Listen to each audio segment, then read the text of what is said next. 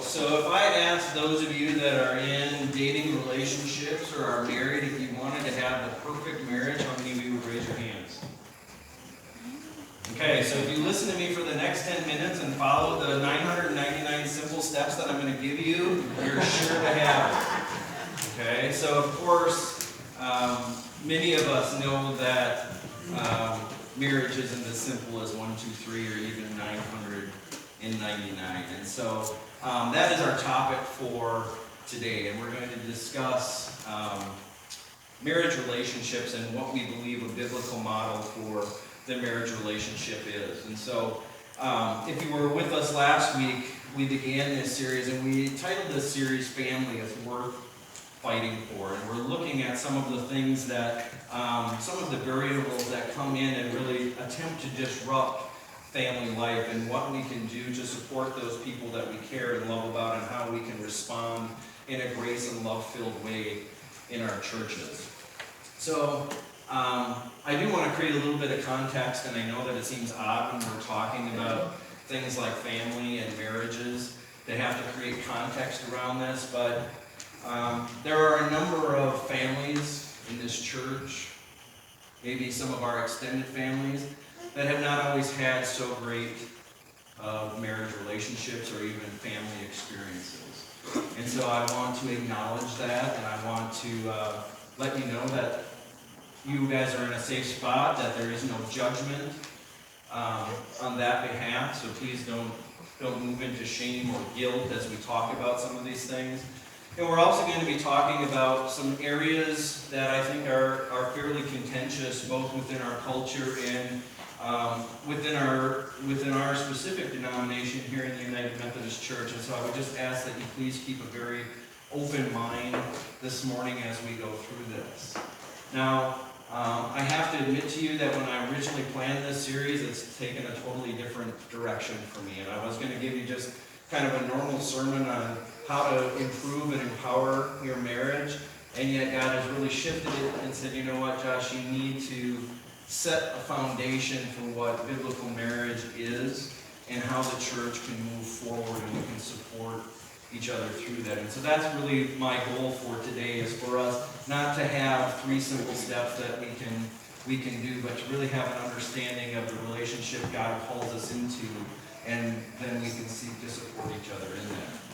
So I'll start off by asking you pretty much the same question that I asked the young disciples, and that is, what comes to mind when you think about marriage and its role in your family? Again, I suspect the responses are quite varied. There are those of you that will very much have positive memories. Maybe some of you will think about your own parents or your grandparents. Maybe you believe that you have a very good and strong marriage. But there are also those of us, as I said before, that marriage has been very difficult. Marriage hasn't lasted. Maybe it's ended in divorce. There are a number of people in our churches that have lost their spouse, and so they're trying to navigate and figure out what it means to walk this life without someone that they have spent a large portion of their life with. And so we see from the start that marriage is not something that's necessarily evil, or it's not something that is necessarily easy, and yet it's something that is one of the most rewarding things that we do in our lives, I really believe. So I'm going to give you a quick history lesson on marriage.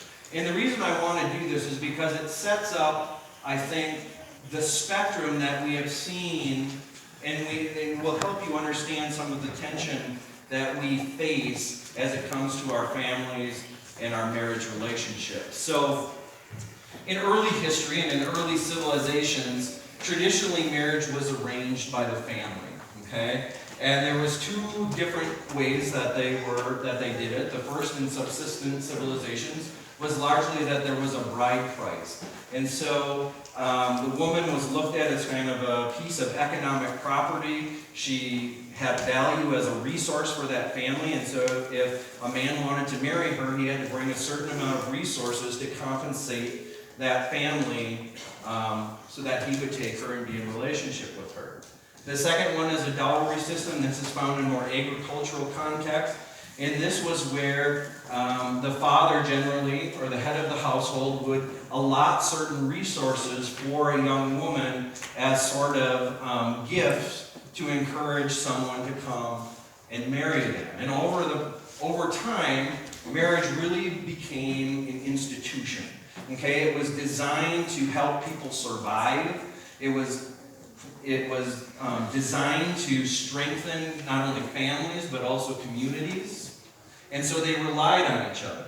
Now, the difficult part of that is that as we look at this, we see that the role, especially of women, was not always fair. They were generally considered second-class citizens, or they were considered property. And I don't think that any of us have a desire to see that or to go back to that. Now, as we move forward, as we get into kind of the 11th and 12th centuries, we see this idea of love kind of finally enter into the picture, and you'll think of maybe some fond literature of some aristocratic lady in the royal court and some knight who doesn't deserve her or isn't fit for her, and he comes going off on these dashing adventures and falling in love with her and trying to be in relationship. Okay, as we move into the 16th and 17th centuries, again, we see love continue to get or move in, but it's still largely seen in the context of a commitment of a marriage relationship. Now, I'm going to fast forward through time, and we get to the 20th and 21st centuries, and marriage has really shifted altogether. Okay? And so we now deal with a much more humanistic understanding of what we believe marriage should be. And so, oftentimes, when we begin looking for a potential spouse, we begin to look for things like compatibility. Is this person, are we going to be a good match? Are we going to last? Do we have some of the same interests? How does that work? We've also given into this idea that, and sometimes overstated, that romantic love is all that we need. The two of us just love each other, and if we're very happy, what more is there to our relationship? Now, unfortunately, we've learned that love isn't all we need when we come to a marriage relationship. And a marriage relationship just always isn't about just being happy. Now, the modern relationship also has become much more about the individual. And so we see more and more people coming into relationships based on this, what we would say is a quid pro quo relationship, this for that. If I do this for you, you'll do this for me. And as long as my needs are met, then I'll stay in this relationship. But the minute you stop fulfilling my needs, I might go someplace else. Okay? And so we need to be very careful about how this works and interacts with the marriage relationship. Okay? And so as you can kind of see, or I hope you see, there's been a large expanse of time that marriage has developed. And recently, since the 1960s, the rapidity of change has just flown by. There's been more change in the last 60 years than there has been in thousands before that. And I think this is where we begin to feel some of the tension when it comes to our marriage relationships. So last week I gave you some biblical lenses that we're going to look at as we go through this to understand what we believe God calls us into. And so we talked about things like covenant, grace, empowerment, and intimacy, and how those affect our relationships.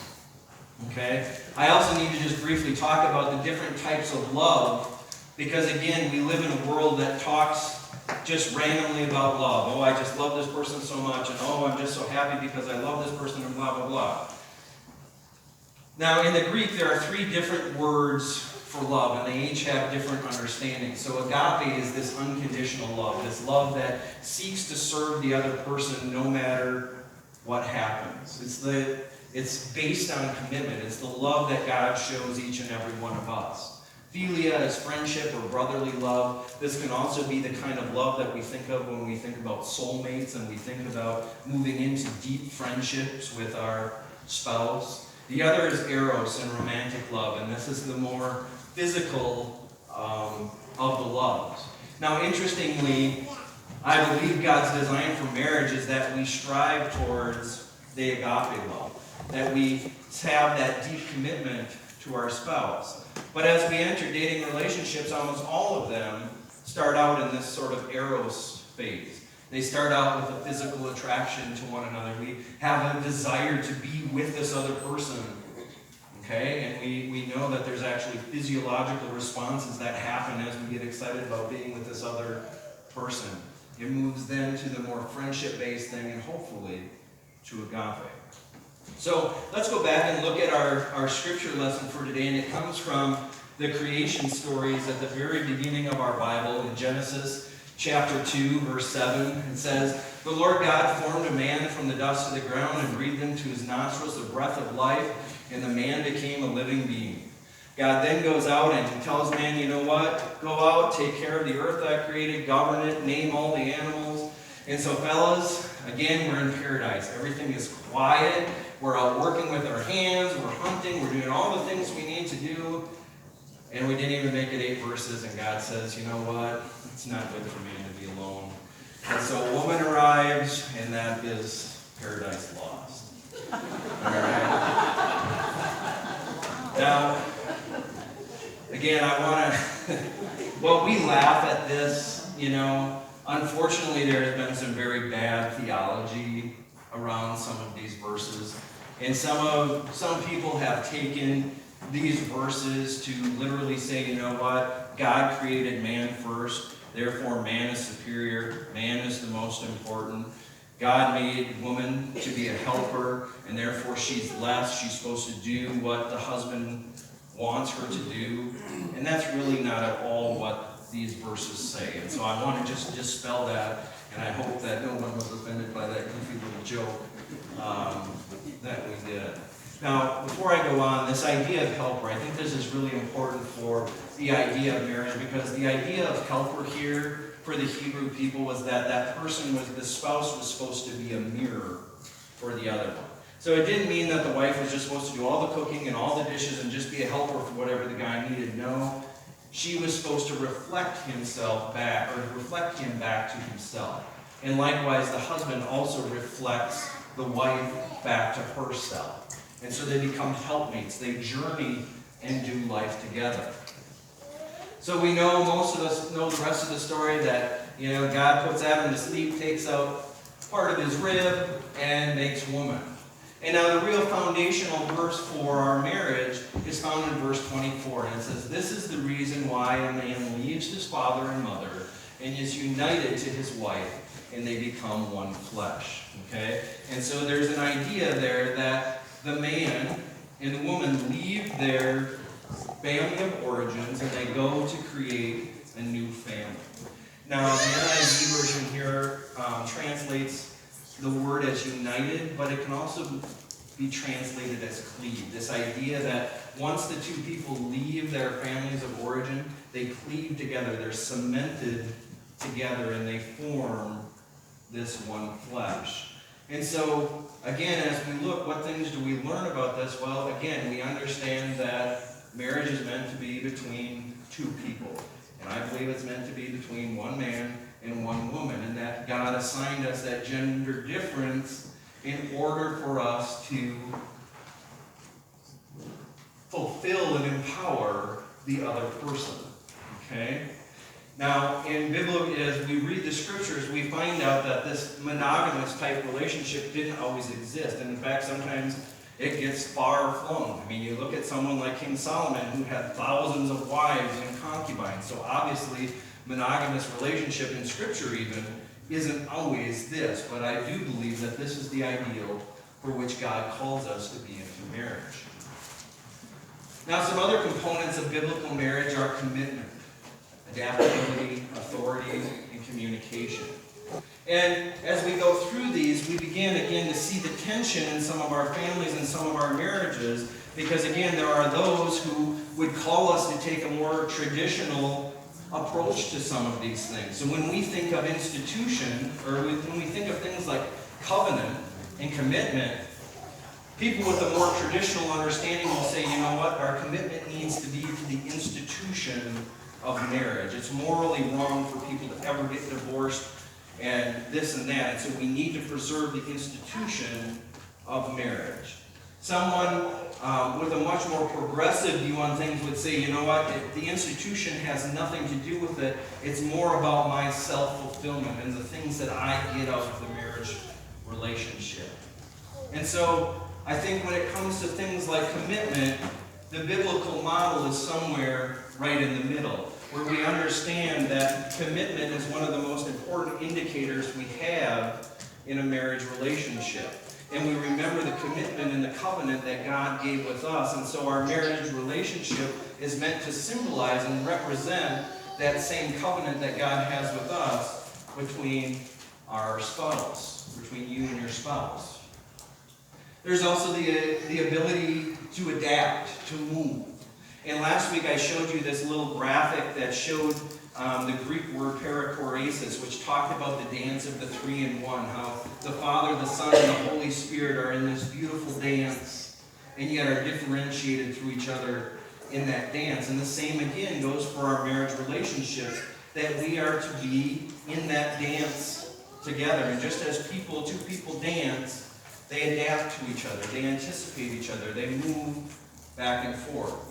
And yes, now, as humans, sometimes one of the partners stumbles, and the other partner can hopefully react and get that person back in rhythm. Now, authority is one of those areas that we have a lot of contention, both in culture and in and even in the church, as we look at this. And a traditional model, again, would ascribe power to the male figure, where the progressive model or the modern model would say, you know what, no, both are completely equal and there is no real authority and it is kind of what we say it is.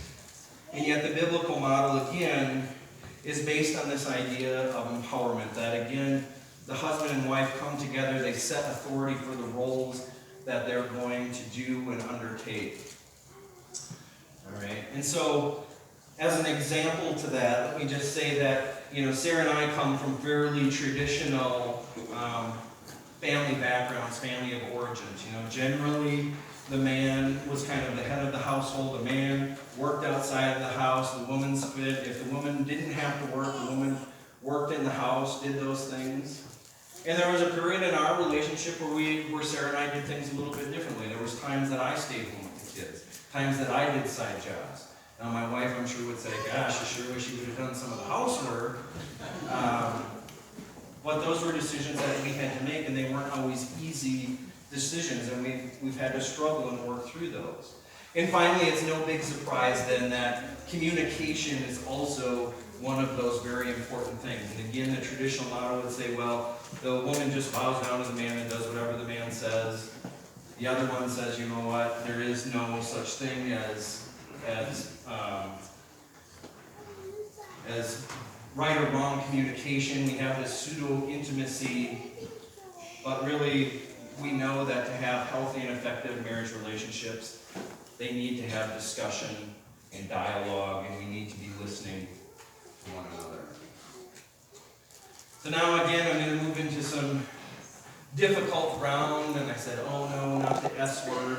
And that S word is submission. And it's a word that in our culture and even for people in our church that we really struggle with. And again, these are some of the verses that have been taken, I believe, out of context to support things that I don't think God ever intended. So these verses come from Ephesians 5, chapters 21 to 22.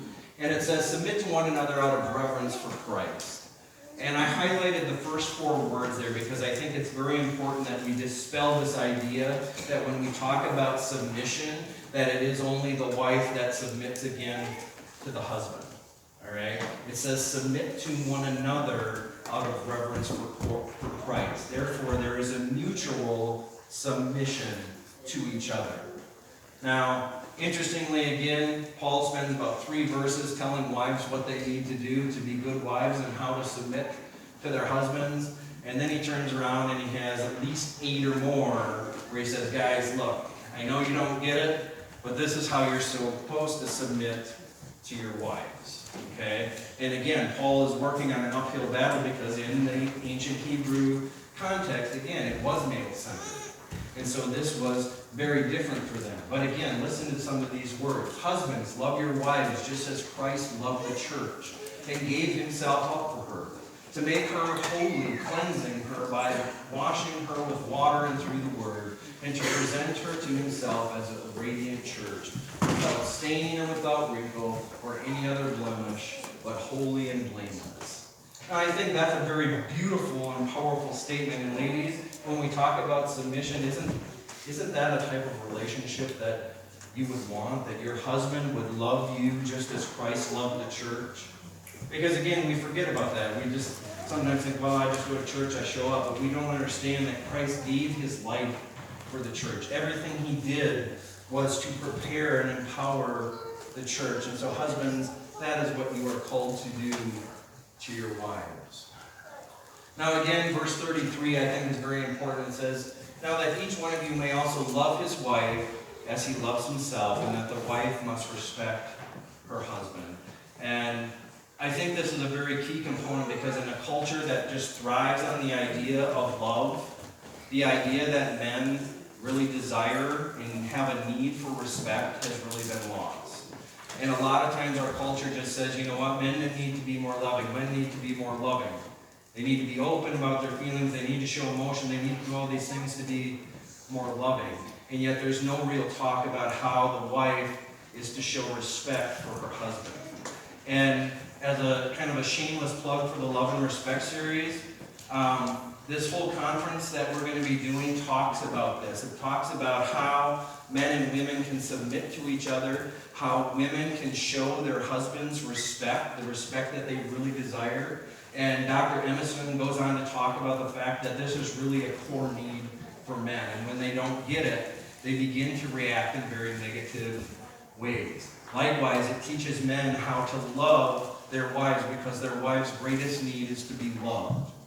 And now that's not to say that the wife doesn't need respect, and that's not to say that the man doesn't need love. But the core desires and needs are there. So couple final things we need to talk about, because they are major areas of contention in our culture and in our church life today. Now, some of you might be wondering why the list is so short. You might be wondering why divorce isn't up there, why losing a spouse isn't up there. And that's because we're going to talk about those things in greater detail in the coming weeks. And so one of the first issues that is a major area of contention for us is this idea of cohabitation, where people choose to live together before they're married. And this idea really became prevalent in the 1960s and 70s. Again, this idea of compatibility, that we would kind of get to try out our future partner to see if we'd really be a good fit. And yet what has happened, and what all the sociological and psychological research shows, is that it's been detrimental to our relationships. Okay? It's hurt our relationships, largely because when we cohabitate with each other, the commitment level, unless it is explicitly stated and there are goals and stuff set forward, oftentimes there's a lack of commitment between couples that cohabitate. Now, they've also done a lot of research that shows that children of people who cohabitate are at great risk, because often those relationships break up, and it's very detrimental to the health of the family members. Now again, I want to be very sensitive here, because I'm sure we have families here, we have families in our communities, we have extended family members who deal with some of this stuff. And so I think as individuals, as families, and as churches, we need to find ways to respond in a grace-filled and loving way to support people through this process, to help them understand the importance of having a biblical-based marriage relationship. Okay? Now the other area, and again, if you are new to our denomination, the United Methodist Church, we are in a major controversy over how to respond to gay marriage.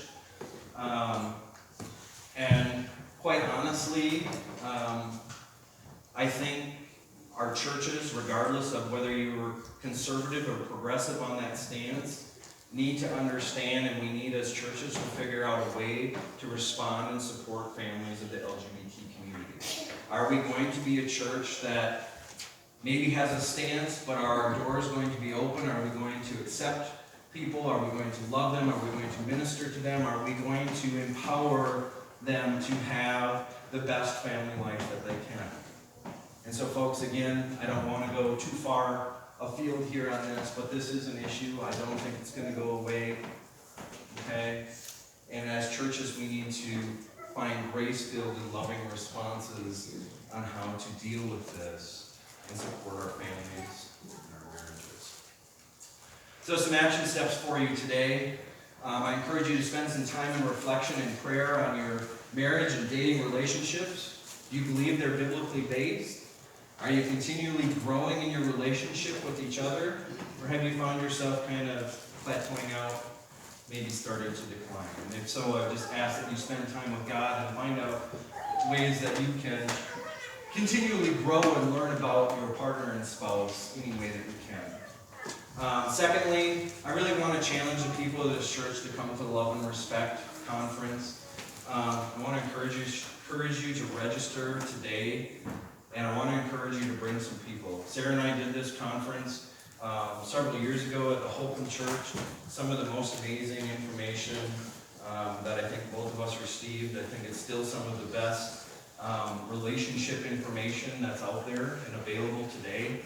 And I'll even go so far as to say that if you come to the entire conference and you come up to me at the end and say, Pastor Josh, I didn't learn a darn thing on how to improve my marriage, I will happily give you your registration money back. So you have no strings attached, there's no risk for you whatsoever, but just please pray about this and I would encourage you to come again, even if you have to come without your spouse. And this is, again, is open to anyone 16 years and older, and I think it just sets a great foundation for people to move into relationships or to continue to develop their relationships. Finally, as I said, this series is to provide a foundation for us to support our families, and so I'm looking for people that are very interested in helping strengthen families. Whether it's through marriage, parenting, or working with kids, if you think you have a desire to come and be a part of that, come and talk with me, because I'd love to be able to pair you with some ministries and see how we can get you working on fulfilling that desire. All right, God bless.